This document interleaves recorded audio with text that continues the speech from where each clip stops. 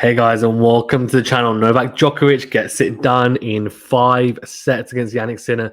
He comes back from 2 sets to love down to win a thrilling quarterfinal in the end. A quarterfinal that a lot of people wouldn't have thought would have been as close as it was. But Jannik Sinner proved himself on the big stage for at least a portion of the match anyway, of course, winning the first 2 sets in emphatic fashion. In fact, coming back from 4-1 down in the first set to recover and win. That's at 7-5. He came into the tournament 0-4, and he leaves the tournament 4-5. So that's not too bad. And a great tournament for him and a great experience, no doubt. And he really is one of the young, bright stars of the tennis world. Okay, before we get into it, I have to say we're going to do an analysis of the match. I'm going to talk about what transpired and also some of the interesting points that came from it, and maybe some things that I guess came up during the match that maybe I was slightly surprised by, and some tactical issues and technical nuances, let's say, that both players utilized with varying success. Before we get into it, though, remember to hit that like button and subscribe if you're new, of course, if you're watching on YouTube. If you are a podcast listener or watcher, do remember to leave a rating, review, follow us, subscribe, all that good stuff. Thank you so much. Of course, if you want to support the channel even further, you can do so. Of course, no obligation. There's a membership button on YouTube. It's the join button. If you want to check, there's varying levels. On top of that, you can also become a Patreon, and there's also PayPal as well. But as I said, liking and subscribing is the best thing you guys can do to help us to grow. Thank you so much. Okay, let's get into this. So, Novak Djokovic came into this as the clear favorite, and a lot of people thought he'd win straight sets, if not even, okay, fine, maybe Sinner takes a set. Sinner takes a single set, right? But nothing more than that. That's kind of the feeling that I got from a lot of people who I was talking to, a lot of people making predictions, and I thought that was definitely warranted. And Djokovic, he's the favorite for the tournament. He has been pretty imperious throughout, and he hasn't had to play particularly good tennis to, I guess, get to this stage. So generally, it's been a pretty damn good tournament from Novak Djokovic. And Jannik Sinner, yes, had a fantastically impressive display against Carlos Alcaraz, but he's coming up against a different beast, Novak Djokovic, on the grass. So to go 2 sets of love down was a big surprise. Now, how did he do it? I guess because I think we need to really look at this match in 2 different parts, because really it was 2 best-of-3 matches. That's what it was. Well, it was a best-of-3 match and then a best-of-5 match after that, because Djokovic won the best-of-5 match, winning 3 sets in a row, and then Sinner won the best-of-3 match at the start, winning 2 sets, right? So he won in straight sets. Djokovic then won in straight sets in the best-of-5. So let's break it down and look at the first 2 sets first. How did we get on? Now, Djokovic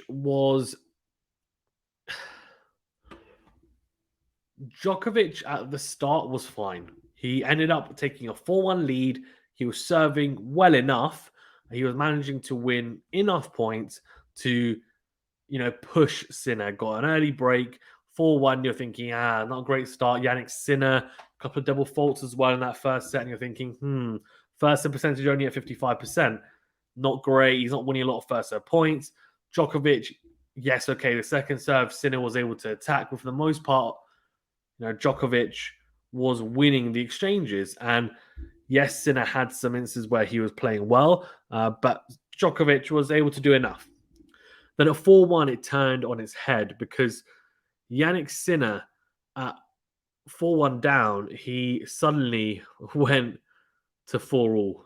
And he won 3 games in a row, and he just upped the ante. He started attacking the second serve a lot. Djokovic was hitting his second serve around that kind of 80 to 85 mile per hour mark for the most part, whereas Jannik Sinner was trying to hit his second serve at around 95 to 105 miles per hour. It's a big disparity there, and that was shown in the second serve points won, because yes, pace isn't everything, but to be honest with you, in terms of placement, both guys were hitting similar spots on the second serve. And Djokovic was at 36% second serve points won. Jannik Sinner was at 65% second serve points won in that first set. That was a big disparity. Djokovic kind of winning the first serve points battle, I guess you can say, at 71% compared to 62% for Sinner. But overall, Sinner had a favorable percentage behind his serve. And I think the biggest flag was the difference between how both players were returning the second serves. Djokovic was struggling to make a lot of returns on the second serve. There are a lot of points where he was hitting the returns long or into the net, and it wasn't. And it's obviously not like him. He is probably the best returner that we've ever seen on a tennis court, and to see him struggling to make second serves is surprising, extremely surprising, because you'd normally be surprised if he wasn't making a lot of first serves. So for it to be second serves is even more of a shock. Why was he struggling? Now, Yannick Sinner employed a tactic which I think it wasn't a hard and fast rule. He didn't use it all the time. It wasn't something that he just completely, I guess, lent on for the whole time. Because if you become predictable, then Djokovic will, as a returner, will be able to adjust, and then he'll anticipate and he'll get into position early. But what he did very well, Sinner, I thought, in the second serve, was utilize a tactic that Alcaraz did utilize in Rome, and that was the big kick serve into the backhand of Djokovic. Now, on grass, you might think, well, hold on, there's probably doesn't have as much weight, right? Doesn't have as much, as much purchase on the grass. It skids through more. You don't get as much, I guess, bang for your buck for big topspin, and revs on the ball doesn't rear up as much as it does on the clay. Yes, that's true. But if you're a player who is Sinner is what, 6'1", 6'2", and you're able to serve your second serve at 105 miles per hour, 100 miles per hour, and you're able to put it, pretty much in a very, very good spot. They always show those green areas, right? They've got the purple box in the middle and then green areas around. And Sinner was hitting those outside lines, or outside shades, if you will, especially on the ad side. Now, what he did really cleverly was actually on the ad side, he go into the backhand. That was really clever because, yeah, look, you might say, well, okay, well, that's just the obvious. You go into the backhand. But with Djokovic, you don't actually always go into the backhand because his backhand return is arguably better than his forehand return. But the one specific weakness he has and has had in the past, and we've seen, I guess, lately, is that backhand return to kick serves, into the backhand, right? If you hit a good kick serve on the second serve or first serve, he may struggle to hurt you anyway on that return. And Sinner won quite a few points in the first couple of sets by doing that. Djokovic just not really in rhythm, let's say, on the return. And then what he did on the juice side, which was quite clever, was he thought, well, okay, most likely I don't want to be hitting double faults by trying to go down the tee, like very close to the tee on the second serve. So, that's probably, if I'm really feeling it, I might do it. And then, okay, I might definitely get a backhand return from my kick serve.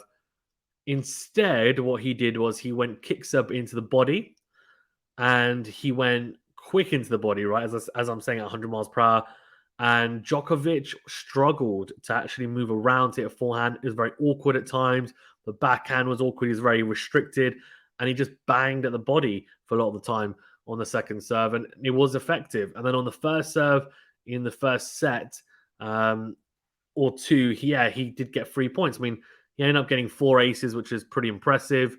And in the second set, he won 100% of first serve points, which is incredible, right? So 11 out of 11, which is great from him. So that's kind of a little bit into, I guess, the serve return dynamics that we were talking about. Sinner attacked the second serve of Djokovic really well. On the first and second serve points, so 36% in the first set for Djokovic on second serve points, 33% in the second set. For Sinner, it was 65% and 56% respectively. So big disparity there. 3 aces, so 4 aces in total for Sinner, 3 aces for Djokovic. 4 double faults for Djokovic and 3 double faults for Sinner. So, yeah, I mean, it was interesting. First serve percentage actually more favorable to Djokovic, but doesn't really matter if your first serve percentage, say in the second set, was only 64%. Doesn't really mean a lot then, does it? So, something to kind of bear in mind. And Sinner was pushing Djokovic. And the biggest thing I think that came from this is that we talk about how important the serve and return is, and especially on a quick surface like the grass, because the points are shorter. So how you start the point off is even more crucial, right? Than say on a clay court where it's a lot slower, the rallies are longer potentially, so you can maybe get away with not having the biggest serve. On this surface, though, Sinner knew I need to hit my spots. I need to try and go for it. And he was actually serving sub 130 miles per hour, which I had never seen him touch or get anywhere near a couple of years ago. So he's clearly bulked that up. It's clearly something that he's been working on. But he's not just bulked it up, he's hitting his spots as well a lot more. He could still hit them better, but generally he's hitting them more. By hitting his spots, by making Djokovic uncomfortable in the return, by also returning well as well for the most part, he was able to get on the front foot or at least get to neutral in a large portion of the rallies in the first 2 sets. And what that meant is he was then able to dictate with the forehand or the backhand, even because we know how good that is, in the rallies and get Djokovic on the defensive straight away. Now, Djokovic is a fantastic defender, but he wasn't at his defensive best in the first 2 sets. Sinner was coming forward. He was doing really well to come on volley at the right times for the most part. And I thought Djokovic was actually getting pushed around from the back of the court. And a power baseliner like Sinner was able to actually stick with him and even win a lot of the backhand to backhand rallies, which was a surprise because I did mention it in the preview that I thought Sinner may have a chance, but I didn't think he would win as many points as he did in that first 2 sets anyway. And the forehand from Sinner was exceptional. A lot of the times Djokovic tried to drag him out with the forehand cross, but then he hit a fantastic running forehand, and that got him back into, I guess, a neutral aspect of the rally, or at least in some instances even on the front foot. Djokovic had a lot of drop shots in inopportune moments, which, one of the breaks he gave away in the first set or second set as well. I think it actually happened a couple of times to get broken or contribute to breaks. Just some poor decision making by hitting the drop shots, and then didn't really have much confidence in hitting it. A couple of them went into the net, and so then he then overcooked them and went with too much coverage over the net, and Sinner got to them, put them away, and it was a messy kind of scenario for Djokovic. He didn't quite know what to do, and it looked like he was trying to shorten the points as if he didn't want to get into longer rallies. Physically, just didn't look quite right, and you're just thinking, what's going on? And I think it was more just the mental aspect, and he clearly was a bit flat in the first couple of sets, and it took him time to really warm into it. And once he did, and he got out of second, third gear, it was then a different story. But Sinner did really well to capitalize, I think, in the first 2 sets, and he did really well to come back from 4-1 down in the first set. And then the second set, he just carried on. And I just think it's a real testament to him to improve the way he's done at Wimbledon. And I think the biggest thing for me as well is that something that we saw that was quite evident, and I think why Djokovic then started to slice less on the backhand is, like with Alcaraz, Sinner would try and hammer away at the backhand side to induce Alcaraz to hit a lot of backhand slices, and Djokovic will do the same because defensively it's a great tactic to use on grass, especially if you've got a good enough backhand slice that is low over the net with enough pace that can push the opponent back even at times. Now, Djokovic's backhand slice is pretty good for the most part, but Sinner and his footwork is impeccable when returning balls that come at him in the form of slice. The backhand slices Djokovic were hitting, some of them were actually really good backhand slices, I thought. There was one where he approached the net by hitting a backhand slice down the line, and I have to say, like, the arc on the ball was beautiful. I was like, this is a great approach shot. Into the forehand of Sinner, I'm thinking this is going to be difficult for him to handle. He just whips it cross court for a winner. There were so many went cross court, and Sinner, his feet were just so good. He managed to somehow get around it, get into out forehand, get on the front foot. Great. I mean, just an absolute masterclass in how to deal with slicing or slices even on the grass. And I was so impressed with his ability to, I think it's his movement and his footwork. And there was actually a couple of backhands that he hit where he was, like Djokovic, sliding and in split stance hitting a backhand down the line. And I was like, we're watching a young Djokovic right now, right? In terms of the way he was playing. And that was really exciting to see because they move very similarly. They're both very good skiers and they like sliding and they both have that elasticity. That means that they can hit backhands, one on the splits and potentially, and not just defensively try and get a ball back, they can hit a winner off it. They can hit something powerful in that position.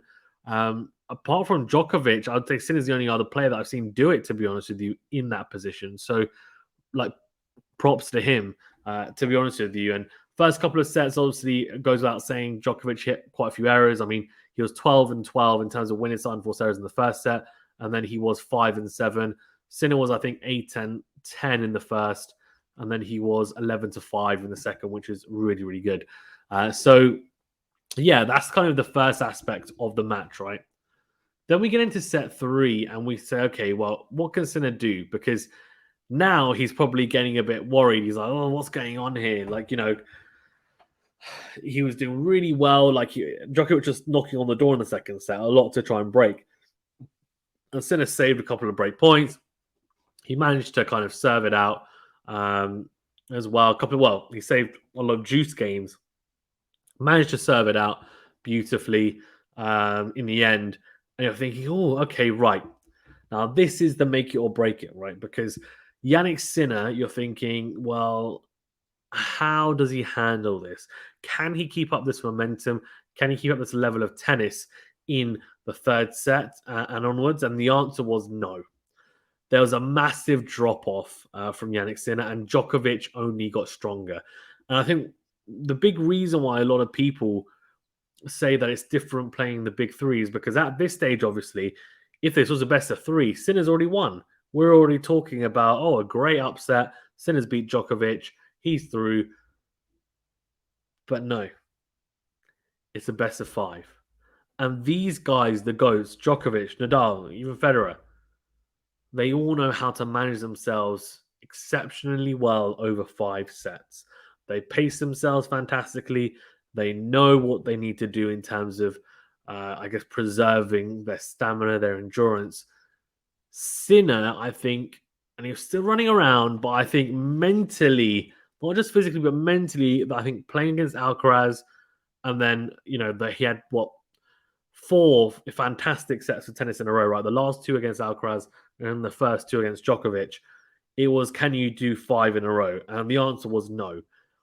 He had a dip, and the dip, he just struggled to recover from there from the third set onwards. And Djokovic capitalized, and he's just so good at doing it, isn't he? I mean, his first serve percentage suddenly shot up to 80%, 85% of first serve points won, 60% of second serve points won. And then Sinner's serve stats started looking like Djokovic's.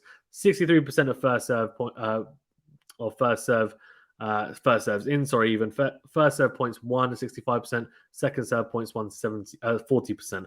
Djokovic didn't have to save a break point in the third set. He had 11 winnings to 3 unforced errors, 11 apiece for Yannick Sinner. And then it was just a question of, okay, well, Djokovic has just taken the third set. Right. Now, Sinner, what's he going to do? Is he going to brush it off and say, okay, Djokovic has been better than me in this set and then get a second wind? Or is Djokovic going to just continue to dominate? And the answer was Djokovic is going to continue to dominate. 64% of first serves in, 94% of first serve points won in the fourth set. Second serve points won only 3 out of 10, so Sinner started having success again on the second serve. But it didn't matter because he saved both breakpoint opportunities Sinner had, whereas Sinner could only save 2 out of 4. His serve stats were way low. 44% first serves in, 75% of first serve points won, 33% behind his second serve. It was an interesting one. And Djokovic, I think, started to try and, he was more successful at the net. I think he was always trying to come to the net, to be fair. Second set, he kind of came in a bit less, but generally he was quite proactive in coming to the net. I thought, and Yannick Sinner as well tried to come to the net a lot. Wasn't always successful. His volleying can be improved for sure. There are a couple of points, a couple of crucial points where he had chances to just hit an easy volley and give himself a comfortable position in the service game or return game, and he missed it. And you're thinking, that's a killer, right? And the best players, they may miss one or two, but they won't miss many. And there were a few missed ones where he did so well in the rally, so well in the point, just didn't have that finishing touch at the net, which was and would be a shame. And then really fifth set was just a blitz, to be honest with you. And I think by that stage, Yannick Sinner kind of probably knew that, right, I'm up against it. He did serve first, by the way, in the fourth and fifth sets when he didn't serve first in the first three. Serving first is an advantage, but in the fourth set, he got broken straight away at the start, and that was it. Djokovic just ran with it, and broke him at the end of the fourth set as well. And you're just thinking, right, it is what it is. Djokovic is just too strong for Sinner at that stage. And I was saying, look, he needs to forget about the set, try and think about what he needs to do in the fifth set. It's a one-set shootout. He can get a second win. He needs to really apply himself, but he just didn't really manage to get settled into it. And it was a big, big shame because I was thinking to myself as well, like, he played so well in the first two sets. It's just a shame he wasn't able to maintain that level or at least find that level again for it, even if it was a half a set, three quarters of a set, and make a real match of it after that. But yeah, as I said, it was really a tale of two matches. And Djokovic, if we're talking about best of five, 1-6-3, 6-2, 6-2. So it's just, it is what it is. Yannick Sinner in the fifth set, I mean, he just got blitzed really. Djokovic at 71% first serves in, 100% of first serve points won. He only lost 1 point behind his first and second serve. That is ridiculous. Throughout the whole of the fifth set, Yannick Sinner didn't even get a sniff of a break point. Not even a sniff. He didn't even get to 30 in the return game. Incredible. Absolutely incredible. Djokovic just flawless. Absolutely flawless. And Yannick Sinner could do nothing about it. He served first, as I said, in the fourth set, but got broken straight away.